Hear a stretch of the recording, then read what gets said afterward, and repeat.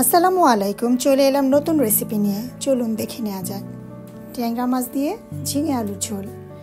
এর জন্য যা করতে হবে, প্রথমে প্যানে নিয়ে নিলাম সরিষার তেল পরিমাণ মতো।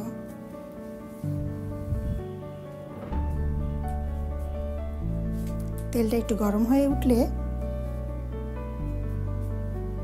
মাছগুলো ভাজার প্রস্তুতি নিতে হবে। এর জন্য মাছের উপরে দিয়ে দিলাম হলুদের গুঁড়ো, সামান্য লবণ, ভালো মতো মাখিয়ে নিতে হবে। ততক্ষণে আমার তেলটা গরম হয়ে গিয়েছে।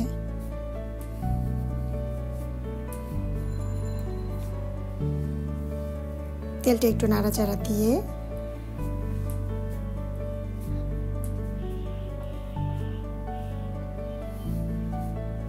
এখন এক এক করে মাছগুলো ছেড়ে দিতে হবে।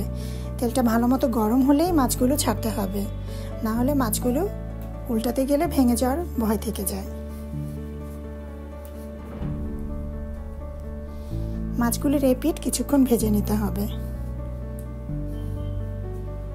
একটু চামচ দিয়ে একটু নাড়াচাড়া করে দিতে হবে, যাতে একটির সাথে আরেকটি লেগে না যায়। আলতো হাতে উল্টে দিলাম।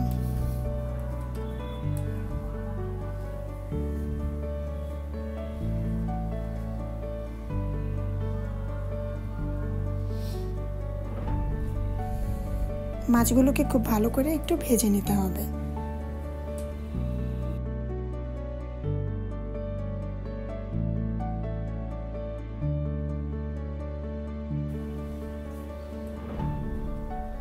আমি আবার একটু মাছগুলো উল্টে দিলাম।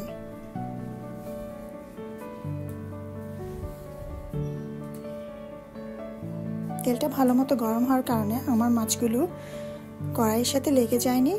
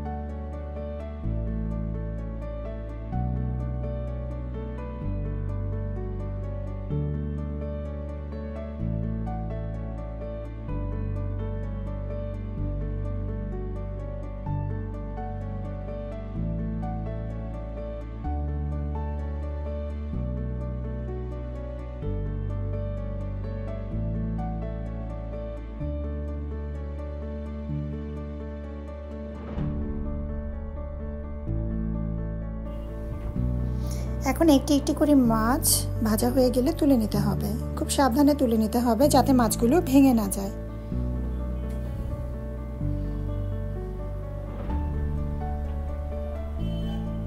অন্য মাছগুলো এভাবে ভেজে নেব।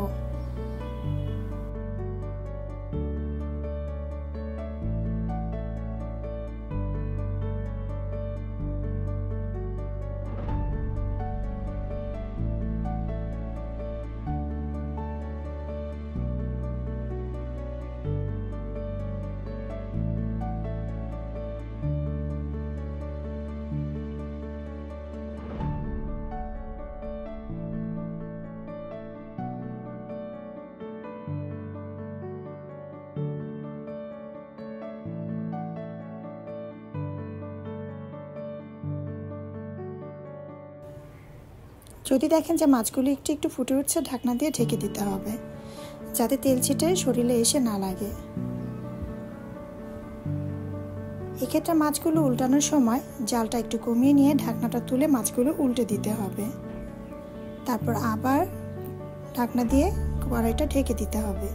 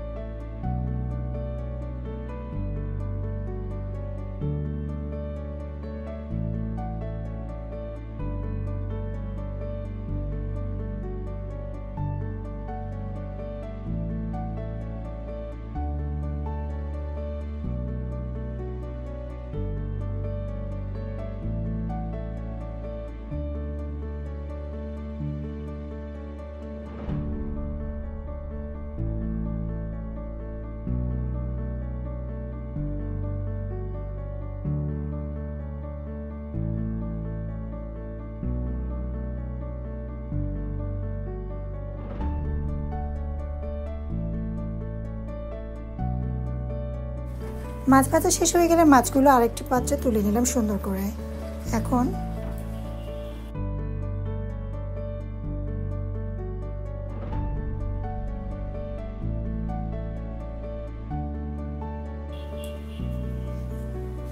খানিকটা তেল আরও দিয়ে দিলাম আমার কড়াইয়ে। দিয়ে দিলাম 1.5 টেবিল চামচ পেঁয়াজ বাটা। পেঁয়াজটা কিছুক্ষণ নাড়াচাড়া দিয়ে নিতে হবে।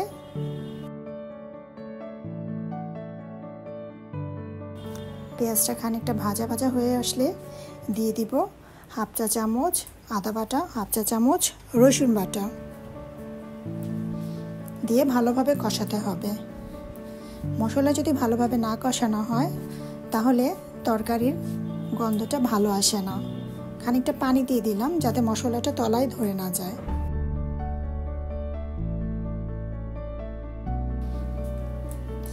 দিয়ে দিলাম 1/2 চা চামচ মরিচের গুঁড়ো, 1/2 চা চামচ ধনিয়ার গুঁড়ো, 1/2 চা চামচ জিরার গুঁড়ো, আরও দিয়ে দিচ্ছি 1/2 চা চামচ হলুদের গুঁড়ো। ঝিঙের তরকারিতে একটু হলুদের পরিমাণ কম দিতে হবে, তা না হলে ঝিঙের আসল রঙটা নষ্ট হয়ে যাবে হলুদের কারণে। মশলাটা ভালোভাবে আবারও কষিয়ে নিচ্ছি। মশলা কষানোর উপর ডিপেন্ড করে তরকারিটা সুস্বাদু হবে কি হবে না। দিয়ে দিলাম লবণ পরিমাণ মতো। মাঝে মাঝে নাড়াচাড়া দিয়ে রাখতে হবে যাতে মশলা পুড়ে না যায়।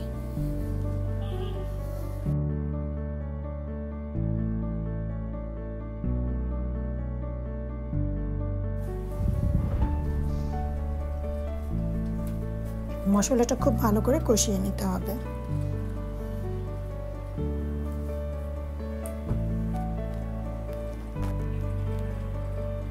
মশলাটা ভালোভাবে ভাজা হয়ে গেলে দিয়ে দিলাম আলুর টুকরোগুলো। আলুটা একটু আগেই দিতে হবে, কেননা আলুটা সিদ্ধ হতে কিছুটা সময় লাগে।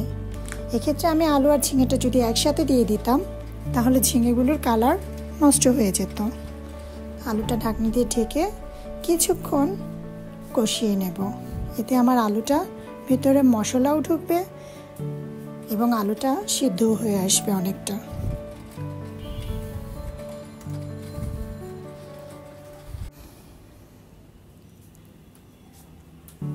আলুটা ভালোভাবে কষিয়ে যাওয়ার পর দিয়ে দিলাম ঝিঙেগুলো। এখন ঝিঙে আর আলুটা ভালোভাবে নাড়াচাড়া দিয়ে নিতে হবে।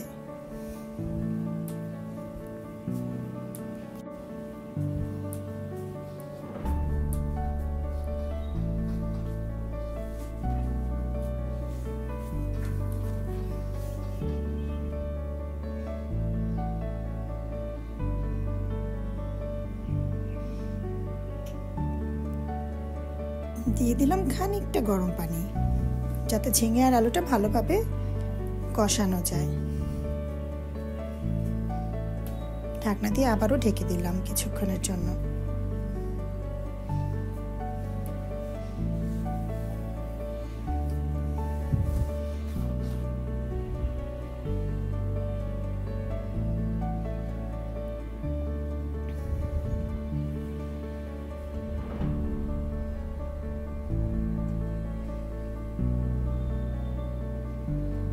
ফিরে এলাম 2-3 মিনিট পর।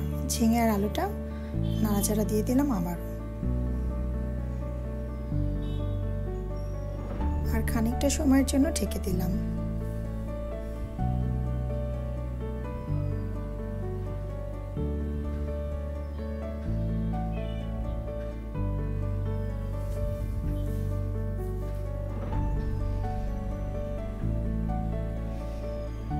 আমার ঝিঙে আর আলু কষানো প্রায় শেষ পর্যায়ে চলে এসেছে।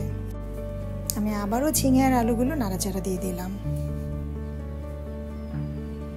এখন দিয়ে দিলাম ঝোলের জন্য পর্যাপ্ত পরিমাণে গরম পানি। পুরোপুরি ডুবে যায়নি এরকম, কারণ ঝিঙের তরকারিতে বেশি পানি দেওয়া যাবে না। ঝিঙেটা এমনিতেই নরম হয়ে গিয়েছে, বেশি পানি দিলে জাল হতে হতে দেখা যাবে ঝিঙের আসল রংটাই নষ্ট হয়ে যাবে। ঢেকে দিলাম পানিটা একটু বলক আসার জন্য।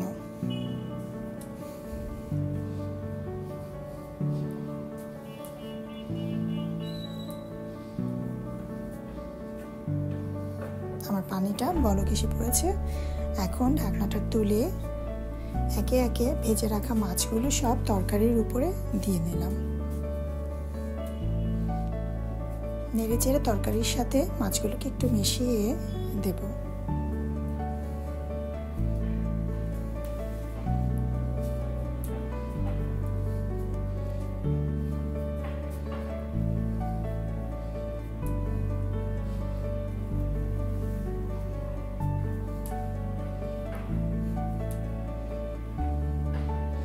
ঢাকনা দিয়ে ঢেকে দিলাম।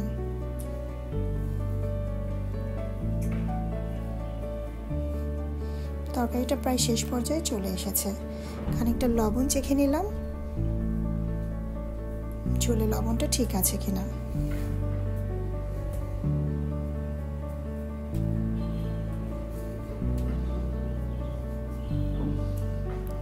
খানিকটা লবণ দিয়ে দিলাম, কেননা আমার ঝোলে লবণের পরিমাণ কিছুটা কম মনে হচ্ছিল। আবারও ঢাকনা দিয়ে ঢেকে দিলাম।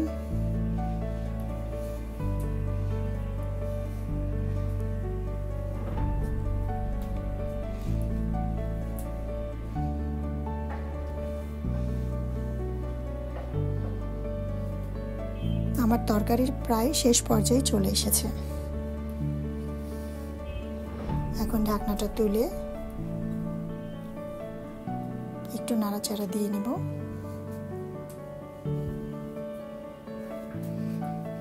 আলুটা চামচ দিয়ে একটু খোঁচা দিয়ে দেখতে হবে সিদ্ধ হয়েছে কিনা। আমার আলুটা বেশ ভালোভাবেই সিদ্ধ হয়ে গিয়েছে। এখন দিয়ে দিলাম কাঁচামরিচগুলো। কাঁচামরিচ আমি সবসময় লাস্টে দেওয়াই প্রেফার করি, কেননা এতে কাঁচামরিচের কালারটা খুব সুন্দর থাকে। আগে দিলে সিদ্ধ হয়ে কালার নষ্ট হয়ে যায়।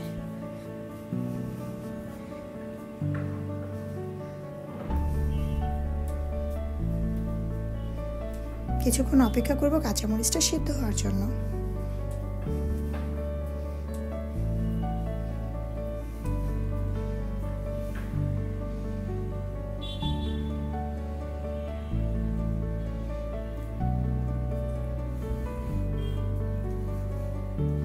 দিয়ে দিলাম খানিকটা ধনেপাতা। এটা শেষ পর্যায়ে। আমার তরকারি অলমোস্ট শেষ। আমার তরকারি রান্না শেষ। এখন সুন্দর করে একটি বাটিতে তরকারিটা পরিবেশন করতে হবে। আশা করি আমার রান্নাটা আপনাদের সবাই ভালো লেগেছে। সবাই বাসায় একবার হলেও ট্রাই করবেন। ধন্যবাদ সবাইকে।